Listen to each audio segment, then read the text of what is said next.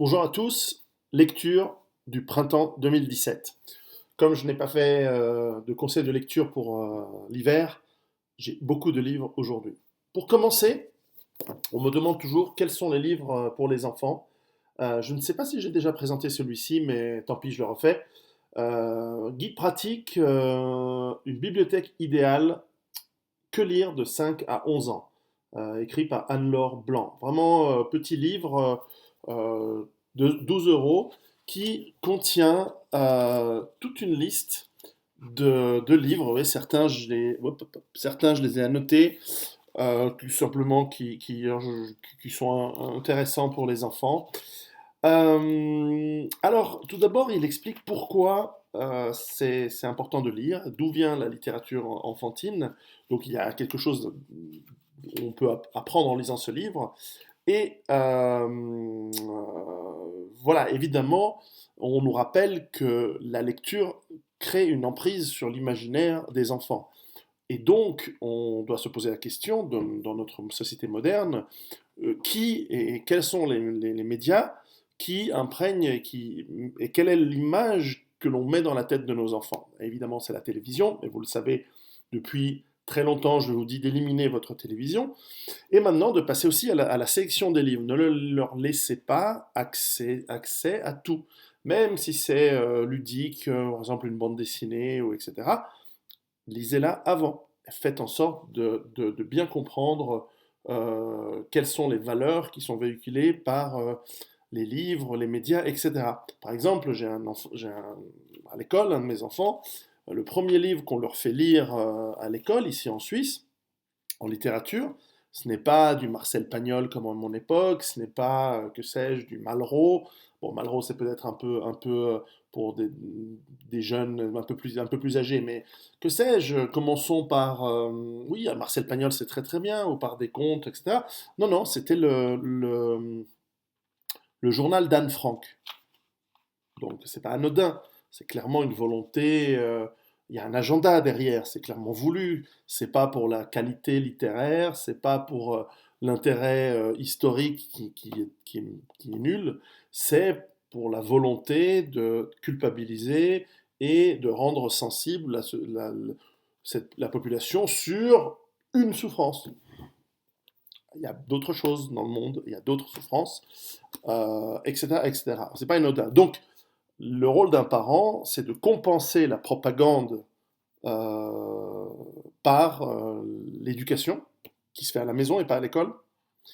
Et donc, ce livre vous amène énormément d'idées, à vous de choisir ensuite lesquelles sont bonnes, de livres, de lectures qui donnent une structure mentale et des valeurs qui complètent les vôtres que vous donnez à la maison. Donc, livre très intéressant, Une bibliothèque idéale d'Anne-Laure Blanc, guide à l'usage des familles, des écoles et des bibliothèques. Hautement subversif, hélas, alors que c'est très classique, dans notre monde d'aujourd'hui. Autre livre beaucoup plus gros, en celui-là, pavé, mais vachement intéressant, qui vaut son prix, hein, 42 euros. Histoire de l'alimentation. Alors, c'est un livre qui est composé de plusieurs textes, de plusieurs auteurs, mais voilà, sous la direction de Jean-Louis Flandrin, Massimo Montanari.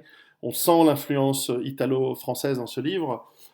C'est l'histoire de l'alimentation, essentiellement d'un point de vue occidental, évidemment. Mais enfin, ça couvre la Méditerranée et l'époque moderne, et donc la nourriture, on va dire, globalisée.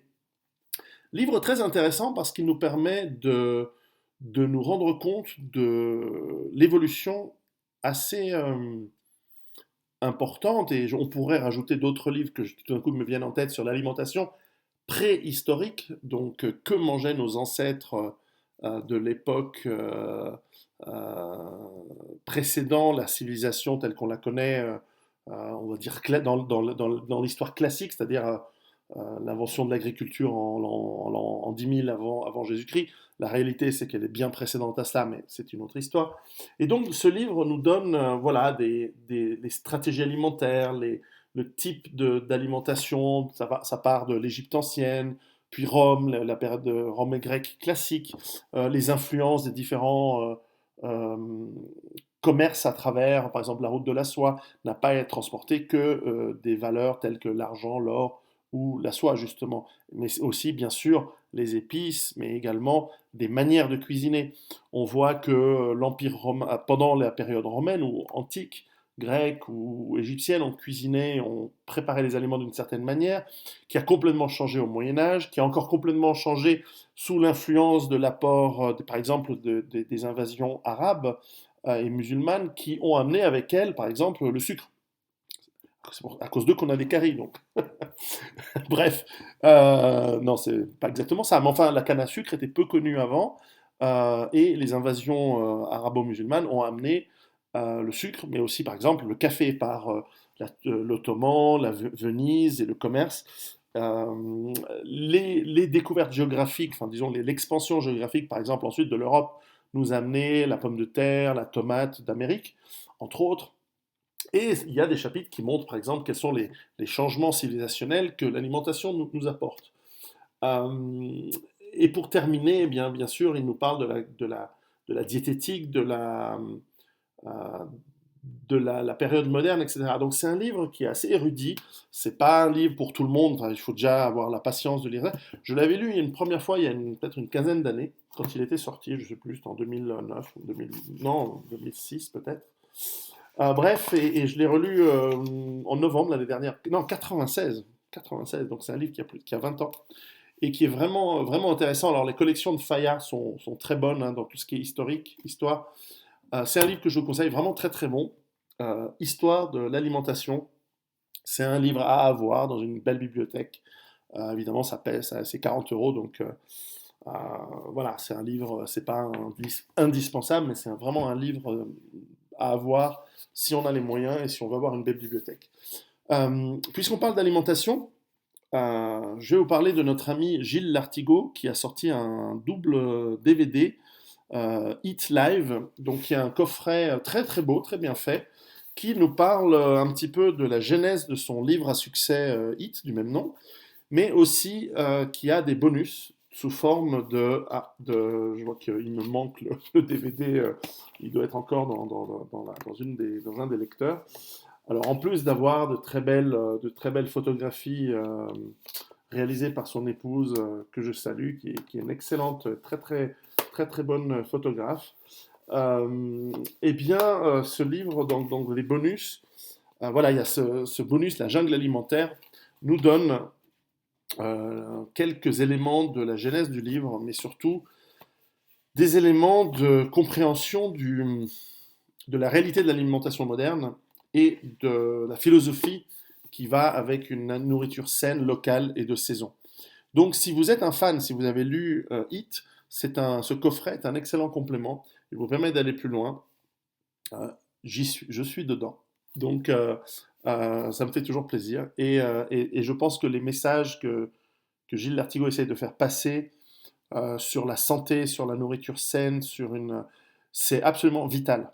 Ce n'est pas simplement une posture ou une mode, c'est vital. Il en va de notre survie. Et c'est pas par hasard que je vous parle de nutrition et de ce genre de thème. C'est parce que quand on réfléchit à la survie, évidemment, un corps en bonne santé, un mental en bonne santé implique une nourriture saine. Et on l'a perdu, les traditions. On a gagné aussi plus de variété, il faut le dire, c'est vrai. Mais on a perdu énormément de traditions. On a perdu aussi le bon sens qui nous faisait comprendre que telle nourriture est bonne et telle autre est mauvaise en fonction de sa préparation, en fonction de sa composition. Et ce livre, ce coffret comme le livre, sont des points de départ pour se réapproprier la culture de la nourriture, la culture euh, justement de s'en sortir de cette jungle alimentaire d'aujourd'hui. Donc, livre très important, très intéressant. Donc, un DVD, double DVD, 320 minutes de film. Les conférences, si vous ne les avez pas vues, sont excellentes. Donc, la conférence de Gilles Lartigot, qui est vraiment un showman en plus. Donc, c'est vraiment une belle conférence, c'est un show. C'est un vrai spectacle. Et les bonus, ça en vaut la peine. Alors, je ne sais pas le prix, mais ça doit valoir le prix d'un coffret. Vous le trouvez sur Amazon sans problème.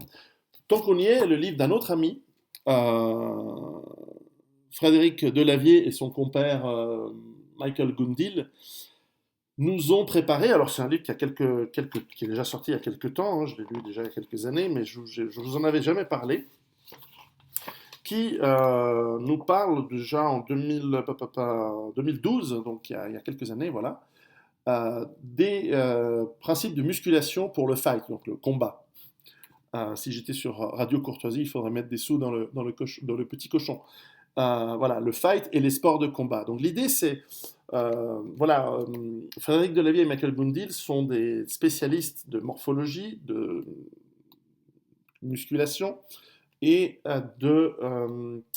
justement, notamment Frédéric Delavier, d'illustration, j'essaie d'en trouver un, d'exercices. Vous voyez, il fait des dessins qui montrent très très bien où se trouvent les muscles qui sont travaillés lors d'un exercice et qui nous donne dans ce livre une série d'exercices. Alors ils sont plus ou moins connus, ils sont plus ou moins classiques, que vous pouvez faire pour tout d'abord muscler votre corps de manière correcte pour avoir les mouvements, mais aussi la structure et la force nécessaires pour tout ce qui est lié au combat à main nue, les combats physiques. Ça peut être de la lutte, ça peut être la boxe thaï, ça peut être de la boxe anglaise, ça peut être de la savate, peu importe, et qui renforce votre musculation. Donc c'est un livre qui est intéressant, qui est un bon complémentaire, qui est un bon complément avec les autres livres de Delavier qui sont les mouvements de musculation.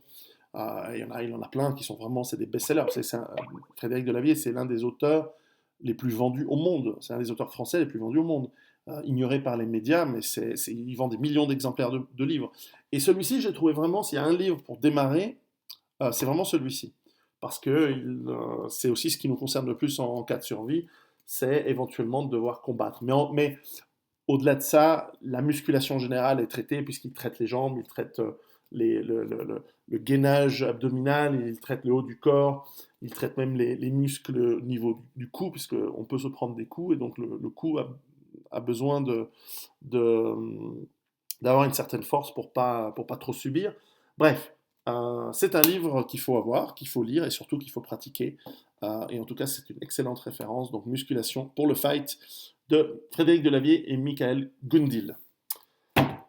Une fois qu'on a un corps sain, passons à un mental sain. Excellentissime livre, très agréable à lire. Névrose Psy de Alain Valterio. C'est un psychothérapeute suisse, valaisan, donc pas loin de ma base autonome durable. Même si je vais moins souvent dans les grandes villes en Valais en ce moment. Voilà, édition Favre, donc que vous trouvez facilement sur Amazon ou dans toutes les bonnes librairies. Il nous parle des méfaits de la psychologisation sur les mentalités à travers le monde, où on est on a trop psychologisé tout, et il faut revenir à la base. Donc, livre agréable à lire, je l'ai pas mal annoté parce que j'ai deux, trois idées qui me viennent pour deux, trois écritures futures, mais il dénonce de manière, avec un ton très, très drôle, tout ce qui ne fonctionne pas dans cette approche psychologisante où on essaye de tout ramener à des problèmes de notre enfance, de comment on a été maltraité par notre mère, notre père. Bref, c'est un petit peu un retour à la réalité après presque un siècle de psychologie freudienne et autres, et pas que, il y a pire que Freud, hein, il y a Lacan, c'est incompréhensible Lacan. Mais voilà, lui, il est plutôt jungien, ce qui est intéressant. Mais enfin, voilà, il revient à des choses terre à terre. C'est-à-dire que oui, la psychologie, c'est intéressant, ça permet de faire un certain travail, mais il y a quand même une grosse escroquerie derrière, et que si on enlève et qu'on débroussaille, on arrive quand même sur des choses qui nous permettent d'agir sur nous-mêmes assez vite. Et avoir un mental sain. Et le mental sain est utile pour la survie, et aussi pour la vie quotidienne, ce qui n'est pas très différent en réalité.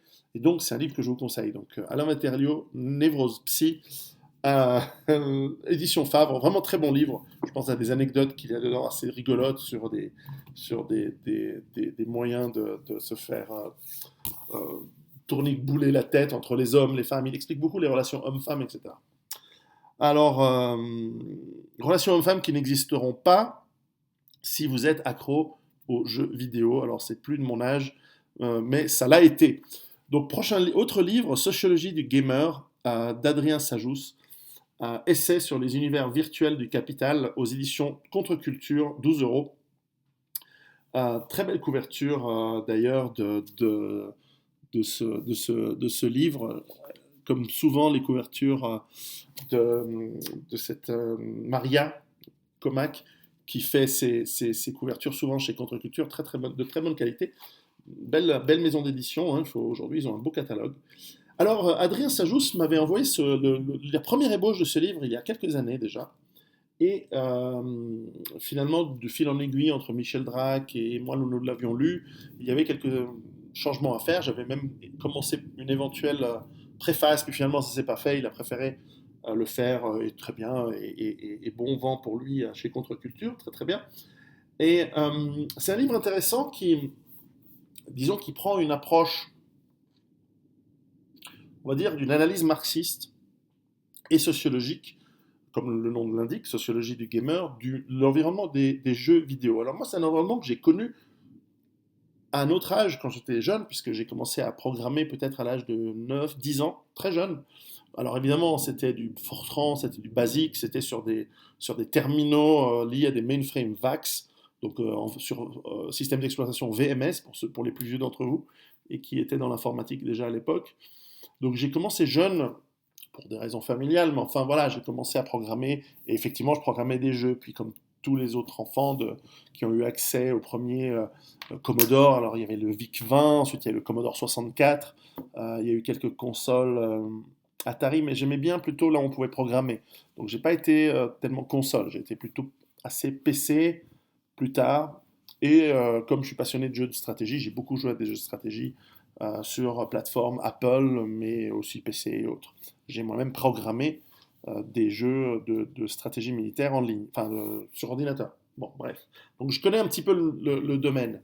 Mais ce livre ne parle pas de technique, ce livre va parler de sociologie. Et l'aspect de la sociologie qui est intéressant, c'est pourquoi et comment on nous attire dans ces mondes virtuels, ces mondes de jeux, et éventuellement, et donc quels sont les effets néfastes, pas tellement du point de vue physiologique, c'est-à-dire qu'on arrive avec les yeux carrés, rouges, après avoir passé la nuit à jouer dans des jeux massivement parallèles en ligne, ça c'est une évidence, mais plutôt quel est le symbolisme sociologique qui est derrière dans la conception des jeux, comment est-ce qu'on essaye de nous capturer, de nous manipuler, et finalement de transformer nos esprits, puisque comme disait McLuhan, le médium est le message, et donc les jeux vidéo sont un médium, sont un média, et donc sont aussi un message. Et ce message, il est assez étonnant. J'ai trouvé vraiment intéressant cette approche du livre d'Adrien Sajous, et vraiment, vraiment à lire. À lire si vous êtes vous-même si vous passez trop de temps à jouer, et ce qui a l'air d'être le cas des jeunes adultes aujourd'hui. À lire si vous avez des enfants qui jouent trop de jeux, des jeux vidéo, des jeux sur tablette, etc. Et certainement pour comprendre pourquoi il faut réduire ce genre de loisir, le contrôler avant que ce soit le loisir qui nous contrôle et qu'il nous transforme en zombies. Je vous en dis pas plus, c'est un livre qui est facile à lire, vite lu, sympathique, 12 euros, Adrien Sajous, Sociologie du gamer chez Contre-Culture, à lire. Petite pause. Puisque nous sommes dans la sociologie, voici la suite. Alors, deux livres de l'excellent Francis Cousin, Lettres contre l'avoir, 21 euros, et Commentaires sur l'extrême radicalité des temps derniers, aussi 21 euros, les deux livres aux éditions Retour aux sources. Alors, ce sont deux livres, il y aurait tellement à dire. Ceci est un livre vraiment d'une réflexion très importante sur la condition de l'être humain dans un monde marchand. Francis Cousin se base essentiellement sur des réflexions de Hegel et de Marx pour nous amener une analyse qui, selon lui, montre à quel point notre monde et de plus en plus notre marchandisation de tout, ça va de la marchandisation de l'amour de l'être humain, au terrorisme, à la politique. Tout est marchandisé aujourd'hui. Et selon lui, prédit déjà dans Hegel et Marx. Alors, j'avoue avoir lu Marx et avoir relu en partie Das Kapital après avoir lu ce livre. Et effectivement, j'avais pas tout compris. Hegel, ça reste pour moi très compliqué à lire. J'ai peut-être pas encore le niveau. Quant à commentaires sur l'extrême radicalité des temps, c'est un recueil de textes que Francis Cousin a écrit, qui voilà, sont plus liés à des thèmes tels que voilà, l'industrie du spectacle, la, voilà, la marchandisation également de l'esprit, du corps, toute notre activité économique. Ce sont deux livres à avoir en complément. Ce sont deux livres qui sont assez exigeants à lire.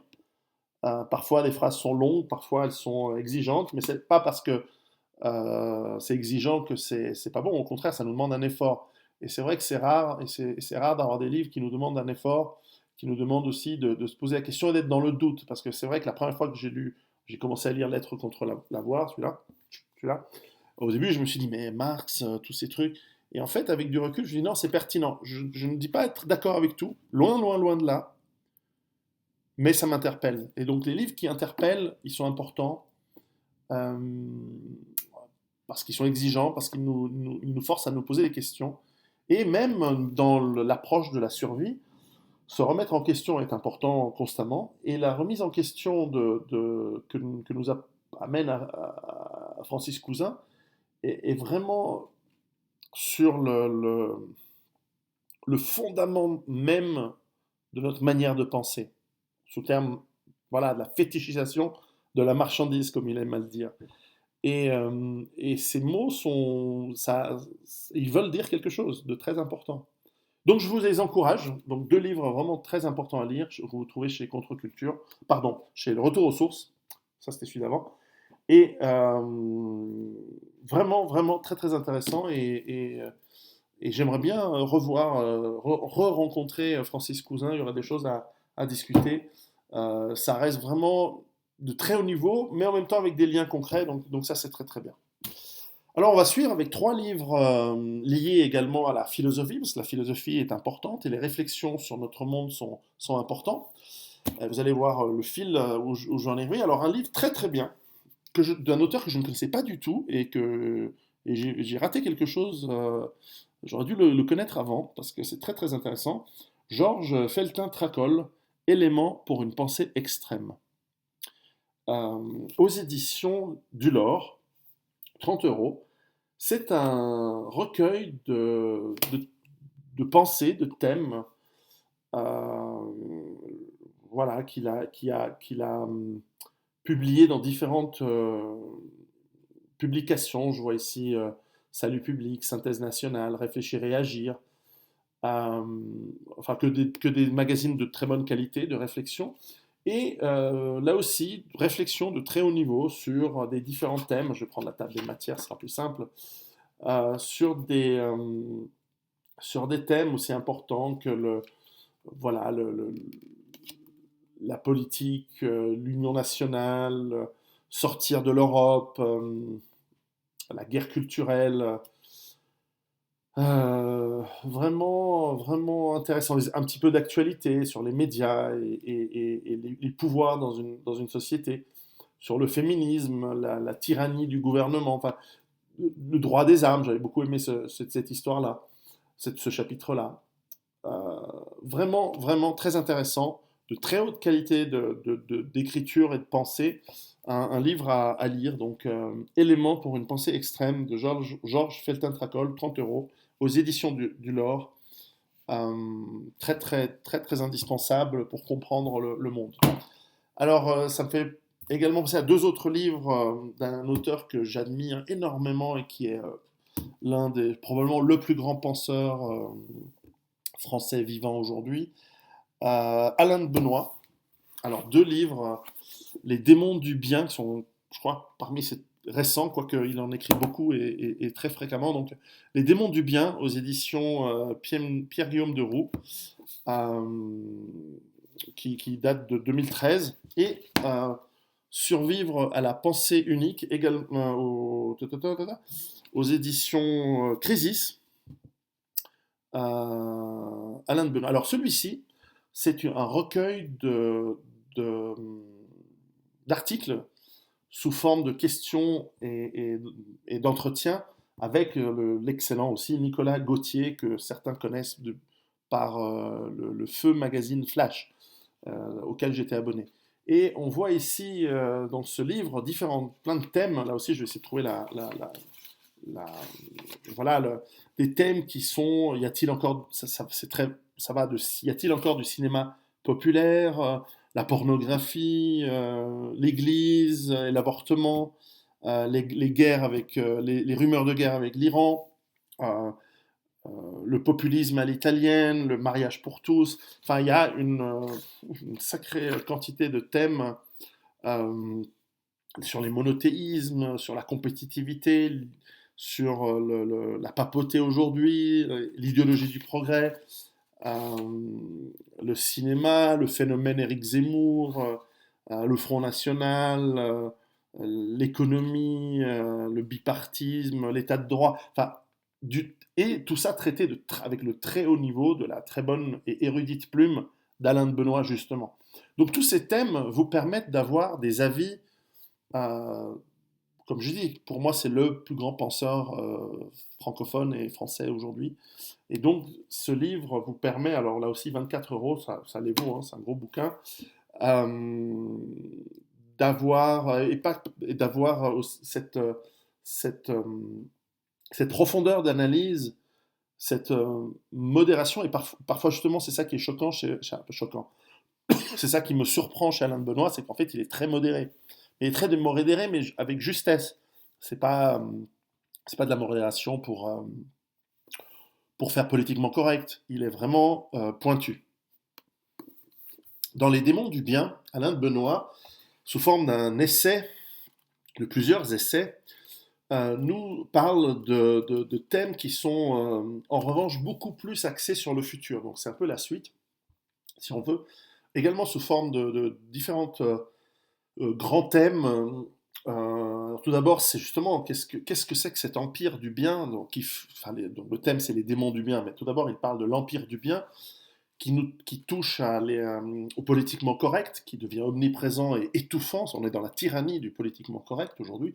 On ne peut plus plaisanter, on ne peut plus sortir de boutade, on ne peut plus. Moi, j'en sais quelque chose. J'en ai été entre guillemets la cible récemment, mais on s'en fout. Il faut pouvoir résister à cela. Et il donne quelques cartouches intellectuelles pour résister à ce politiquement correct insupportable et qui est une arme de contrôle psychologique sur la population. Il nous donne comme exemple, si on veut, l'idéologie du genre, qui est quelque chose de totalement absurde, qu'il traite avec modération et avec intelligence d'ailleurs. Il ne balaye pas ça d'un revers de la main, il construit une argumentation contre cette idéologie du genre tout à fait raisonnée, je trouve, encore une fois, avec son talent et son érudition. Euh, donc, grand thème qui justement nous montre comment des idées qui semblent progressistes, en fait, nous amènent à être totalement subjugués et soumis à une petite élite dominante. Et puis, le troisième grande partie du livre, j'y arrive, ce sont effectivement des appendices, des réflexions sur les hommes et les femmes. Donc c'est un livre qui touche beaucoup ce que j'ai écrit dans Femmes au bord de la crise, mais évidemment en bien mieux écrit. Là, il n'y a rien à faire. Moi je suis là, lui il est tout en haut. Et vraiment qui touche les sources des différences hommes-femmes. Donc si vous êtes intéressé par ce grand mystère qu'est la différence entre les hommes et les femmes, c'est aussi un livre à lire. Donc Alain de Benoît, les, les démons du bien, édition Pierre-Guillaume Deroux, ça doit être 20 euros, 18 euros, je ne sais plus exactement, je ne sais pas quel est le prix, peu importe. Un livre à lire, c'est voilà, un livre d'un grand penseur français, le plus grand penseur français. En revanche, le plus grand penseur et écrivain suisse du moment, pour moi, c'est Eric Werner. Son dernier livre, Un air de guerre, aux éditions Xenia, nous parle de la proximité que nous sommes de la guerre. Et vous savez, Eric Werner a écrit des livres qui étaient d'une prescience impressionnante. L'avant-guerre civile, l'après-démocratie, enfin il a écrit des livres vraiment, vraiment qui nous expliquaient déjà bien en avance où nous en étions. Son dernier, je crois que c'était Le temps d'Antigone, nous expliquait le temps était venu de parler, de se dresser contre ce politiquement correct, contre cette tyrannie en devenir. Et ici, évidemment, dans ce court livre, tout à fait plaisant et agréable à lire, il nous parle de la proximité dans laquelle nous sommes du moment où la guerre civile, la guerre moléculaire globale commence. Alors j'ai été très flatté de voir que je suis mentionné dans ce livre. Ça fait quelque chose lorsqu'on est un jeune écrivain comme moi, d'être mentionné dans le livre d'autres écrivains, de grands écrivains et de grands penseurs.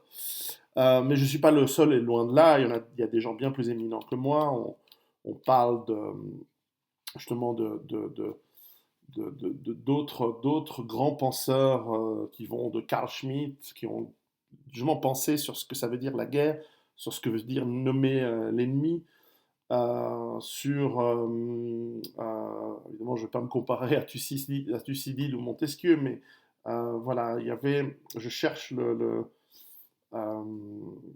l'autre, Bernard Wicht, voilà, qui a théorisé, c'est un historien suisse très intéressant, sur l'idée de milice, le modèle suisse, qui est en fait l'antidote à la guerre civile. C'est-à-dire que si nous créons des sociétés où les citoyens défendent le bien commun, évidemment, il n'y a pas de raison à la guerre civile. Ça peut être la guerre si l'ennemi externe arrive, mais s'il y a une cohésion très forte à l'intérieur d'une nation, d'un pays, eh bien évidemment la guerre civile n'a pas lieu d'être.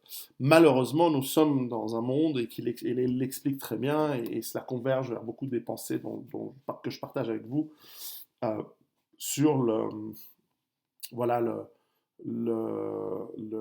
les problématiques liées à cette guerre moléculaire qui arrive. Et selon lui, nous y sommes. Donc, un livre absolument à lire. Je vais, je crois, bientôt euh, interviewer à nouveau Eric Werner. Vous pouvez trouver dans ma liste YouTube l'interview sur son livre précédent. J'espère pouvoir l'interviewer bientôt et je vous en ferai part. Alors, quand on parle de guerre, la question inévitable, c'est la guerre avec qui? Alors, j'ai fait une vidéo il y a quelques mois qui explique que, à mon sens, il n'y a pas deux camps. C'est une guerre complexe. Mais enfin, cela nous amène au thème qui est intéressant des prochains livres qui sont liés au terrorisme. Alors, premier livre que j'ai trouvé très très bien fait, c'est l'Islamo-Business, Vivier du terrorisme par Jean-Paul Gourevitch, aux éditions Pierre-Guillaume Deroux. Visiblement, il publie des bons auteurs. Alors, ce livre nous explique, et j'ai trouvé que c'était rafraîchissant, si je puis dire, c'est pas tellement le terme, mais d'avoir un livre qui nous explique comment l'islamisme terroriste est de plus en plus indissociable avec les réseaux mafieux, ou certains réseaux mafieux, et certains trafics qui le financent. Et on voit tout à fait, alors il nous plonge dans ce livre dans ce qu'est l'islamisme en Europe aujourd'hui, au Royaume-Uni, en France, en Allemagne, en Suède, comment les réseaux criminels islamistes ou menés par des gens se rattachant à l'islam euh, participent à financer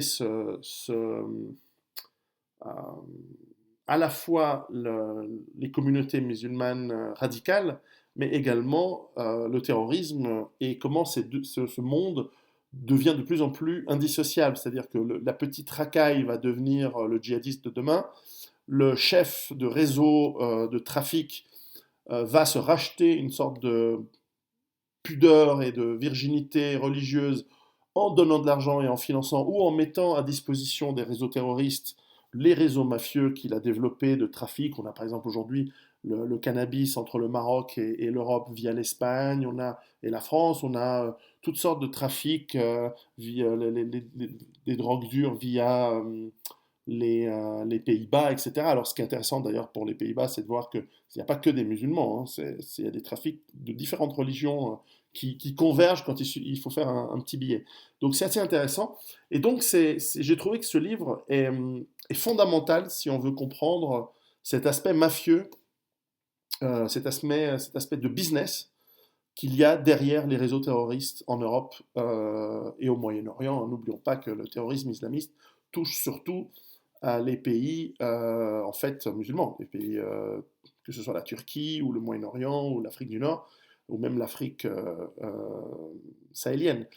N'oublions pas cela, n'oublions pas que nous sommes dans un combat global et que nous devons trouver des alliés malheureusement, parce que l'ennemi il nous a nommés, il nous attaque, et donc nous devons trouver des alliés, y compris dans les populations certes musulmanes, mais qui ne veulent pas de cette mafia islamiste révolutionnaire et, euh, et meurtrière. Donc je vous encourage à lire ce livre, Islamo-Business, Vivier du terrorisme, de Jean-Paul Gourevitch. Très très bon livre, également à lire.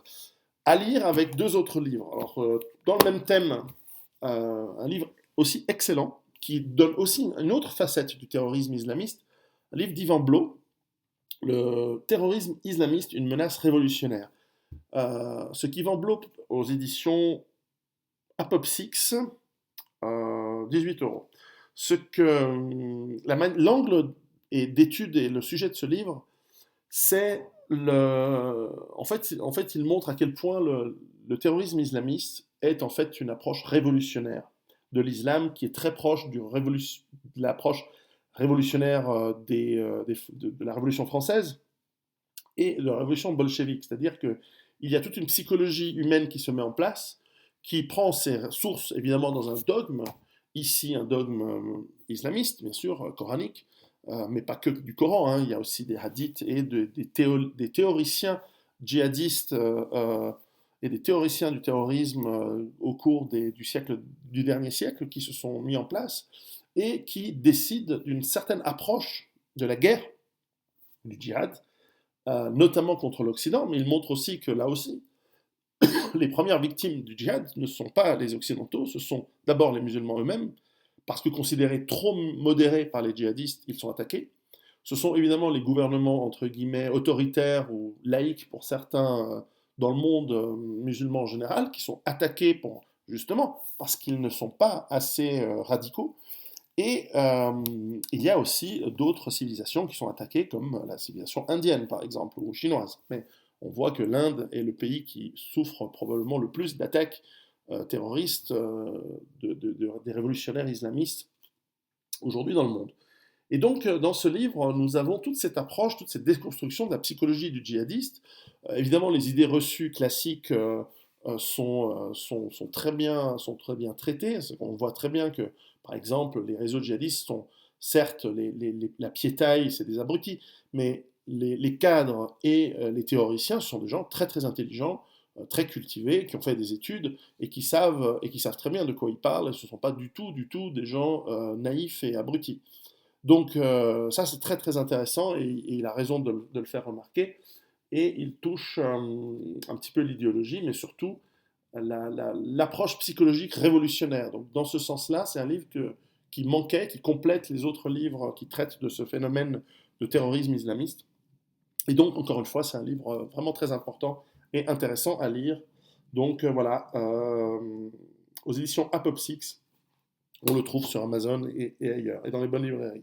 Et pour conclure sur pas tout à fait conclure, mais un livre très intéressant de Jean-Michel Vernochet, que beaucoup connaissent pour être un penseur qui réfléchit aussi très à fond et de manière très pertinente sur les sources des problèmes. Et lui parle, voilà, finalement, il touche à ce terrorisme islamique par leur idéologie. Et ce qu'il montre, donc le sous-titre c'est Le wahhabisme est-il un contre-islam, donc livre aux éditions Sigest. Il nous montre que l'islamisme offensif djihadiste d'aujourd'hui n'est pas ce qu'a été l'islam, fut-il conquérant dans le passé.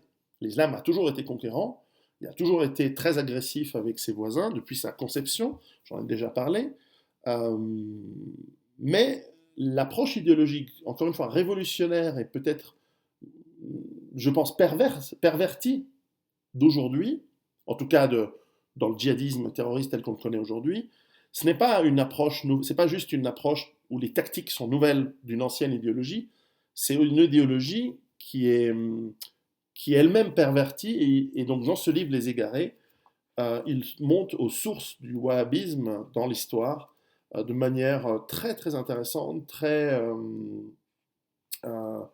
très légale. Il touche justement l'aspect juridique, l'aspect exégète euh, de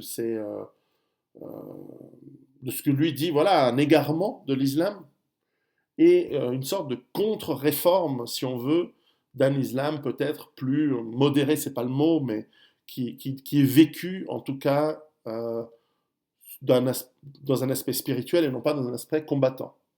Et donc c'est un livre en complément aux autres qui est indispensable à lire à mon avis. Donc Les Égarés de Jean-Michel Vernochet, le wahhabisme est-il un contre-islam? Très intéressant. Cela m'amène à un autre livre, un livre d'Alexandre Del Valle, Les vrais ennemis de l'Occident, le rejet de la Russie, du rejet de la Russie à l'islamisation des sociétés ouvertes, qui est une analyse de la géopolitique moderne aujourd'hui, un très bon livre d'ailleurs, qui serait intéressant à lire avec, par exemple, comprendre le chaos syrien, qui touche le conflit en Syrie, mais j'en parlerai une autre fois, ou par exemple le complexe occidental qui montre à quel point nous sommes culpabilisés. Ces livres expliquent et nous amènent à celui-ci, où on nous montre que l'Occident, notamment l'Europe, depuis Trump, en tout cas les États-Unis semblent changer un petit peu de stratégie, ont complètement tort de se fixer contre la Russie et de cajoler les pétromonarchies du Golfe et d'attaquer des pays qui sont stables comme était la Libye ou la Syrie et dans une certaine mesure l'Irak également. Et pourvu qu'on n'attaque pas non plus l'Iran bientôt, parce qu'il ne reste plus grand-chose au Moyen-Orient de stable. Donc très très intéressant. Alexandre Delval connaît très très bien le Moyen-Orient. On sent que c'est quelqu'un qui connaît bien la Turquie. Il a une vision des rapports entre Occident, Russie, Moyen-Orient et monde islamique en général, qui est, à mon avis, très fine. Comme moi, c'est quelqu'un qui n'est pas d'une critique hystérique d'Israël. Il en fait une critique tout à fait raisonnable et raisonnée, qui est juste à mon sens, mais qui n'est pas dans l'antisionisme stupide et stérile. Au contraire, il est très constructif dans les politiques qui seraient nécessaires pour réduire l'impact de ce qui est en train de détruire l'Occident, et ce n'est pas le seul élément qui le détruit, mais enfin, ce terrorisme islamiste commence à porter des tensions et des tensions structurelles dans les sociétés aujourd'hui modernes. Donc un livre, c'est un sacré livre, il y a tellement de thèmes super intéressants dedans. 23 euros aux éditions L'Artilleur, c'est un joli nom pour un éditeur, je trouve ça très bien. Et, et qui explique encore une fois la réalité des conflits aujourd'hui. J'ai pas terminé. Encore deux petites choses. Un thème différent, mais quand même lié. C'est qu'après avoir pris la mesure de la complexité géostratégique d'aujourd'hui, il faut parfois prendre un peu de recul. Je vous conseille l'Ecclésiaste. Un temps pour tout, 6 euros aux éditions Arléa, mais peu importe, vous le trouvez sous différents formats. Qu'est-ce que c'est? C'est le dernier chapitre de l'Ancien Testament. C'est le dernier chapitre de la Torah. C'est-à-dire une sorte de texte pré-chrétien et qui est en fait un ovni. Je l'avais forcément lu quand j'étais gamin, mais l'ayant relu récemment, j'ai été étonné de voir à quel point le dernier chapitre en fait de la Bible ou de la Torah est diamétralement opposé au premier chapitre, aux plusieurs premiers chapitres qui sont extrêmement violents, qui sont extrêmement... Il y a tout dedans, génocidaire, enfin, c'est une horreur, quoi.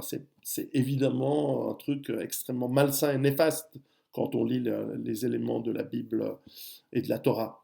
Là, vers la fin, on se rend compte que dans l'ère du temps du 1er siècle avant Jésus-Christ, visiblement, il y avait déjà, dans l'ère du temps, quelque chose qui allait amener au Nouveau Testament, c'est-à-dire au message du Christ. Très intéressant, en tout cas de Jésus. Et donc ce texte, qui est évidemment une écriture humaine, ça se voit, hein, c'est clairement... Il y a des petits trucs étonnants dans la manière dont c'est écrit. Mais enfin, ce texte nous amène à une sagesse. On sent qu'il y a de l'influence grecque également. On sent que le monde grec a pris le dessus par rapport au monde hébraïque, déjà un siècle et demi avant Jésus-Christ. On sent que la sophistication et la sagesse et la rationalité de la philosophie grecque a déjà à ce moment-là mis sa dominance intellectuelle, non pas parce qu'ils étaient plus forts, encore qu'ils ont été conquis par Alexandre le Grand, toute cette région, mais clairement c'est parce que le message rationnel de la philosophie grecque, il est 10 000 fois supérieur au message brutal et sectaire et tribal du judaïsme, enfin du monde des Hébreux, donc de la Torah et ce qui est l'Ancien Testament. Et donc cet Ecclésiaste est vraiment une sorte de lien entre l'Ancien Testament et le Nouveau Testament. Et en l'ayant relu, on se rend compte qu'il y a une sagesse dans ce texte qui est un petit peu fataliste. Peut-être qu'il y a aussi une influence de l'Orient. Mais voilà, très beau texte. C'est impossible de vous le résumer. C'est un livre de sagesse. Il y a quelques phrases qui sont absolument magnifiques et très profondes. Et dans l'ensemble, un petit peu sexiste encore, mais c'est sympathique. Euh, Vraiment voilà, il est très connu. Vous savez, c'est de ce texte qui est sorti. Il y a un temps de naître, un temps de mourir, un temps de tuer, un temps de guérir, un temps de planter, un temps de détruire. Vous savez, ce texte est assez connu. Un temps de guerre et un temps de paix. Très très bien fait. Donc je vous l'encourage, pour ceux qui sont religieux ou pas, de le relire ou de le lire ou de le découvrir, l'Ecclésiaste, un temps pour tout. Et puis pour terminer, dernière petite chose, on passe à complètement autre chose. Pour ceux d'entre vous qui, comme moi, sont passionnés de jeux de stratégie, parfois on peut en garder dans nos bases autonomes durables. Un jeu magnifiquement fait, Austerlitz, 1805, Rising Eagles, de la société Exacim. C'est une société tout près de Genève, à Annecy, donc presque franco-suisse, mais enfin c'est un jeu français, qui est vraiment très très bien fait. C'est donc évidemment la bataille d'Austerlitz entre d'un côté les Français et de l'autre les Russes et les Autrichiens. Donc on a Kutuzov, je me souviens plus quel est le général autrichien, mais enfin voilà, et puis d'un autre côté on a évidemment le génie de Napoléon, Davout, Lannes et ses autres généraux. Donc comme vous le savez, ces jeux de stratégie viennent avec des pions qui sont très jolis, très bien faits, des cartes magnifiques, des dés, un vient de tomber par terre, et des cartes qui permettent de simuler, avec des règles évidemment, de simuler cette bataille absolument magnifique, qui aurait pu être perdue par les Français, qui finalement a été perdue par les Russes et les Autrichiens. Bataille fondamentale, 1805, probablement le summum de la gloire, bon, le summum c'est 1809, mais enfin, le summum du génie militaire et de la gloire de Napoléon et de la France dans la période moderne. Donc, si vous aimez les jeux de stratégie, pourquoi pas commencer par celui-ci. Il n'a pas l'air extrêmement compliqué, il peut être jouable en solitaire. Je ne sais pas quel est le prix, mais vous le trouvez dans toutes les bonnes crèmeries ou en ligne, Austerlitz. Sinon, Exacim, donc X-H-E-X, A, sim.com, et ça en vaut la peine. Voilà, il y avait beaucoup de livres, mais en même temps, c'est un peu l'hiver et le printemps en même temps, donc ça vous fait pas mal de lectures pour cet été, pas mal de sujets de réflexion, peut-être dans quelques mois pour la suite. À très bientôt, et n'oubliez pas, préparez-vous.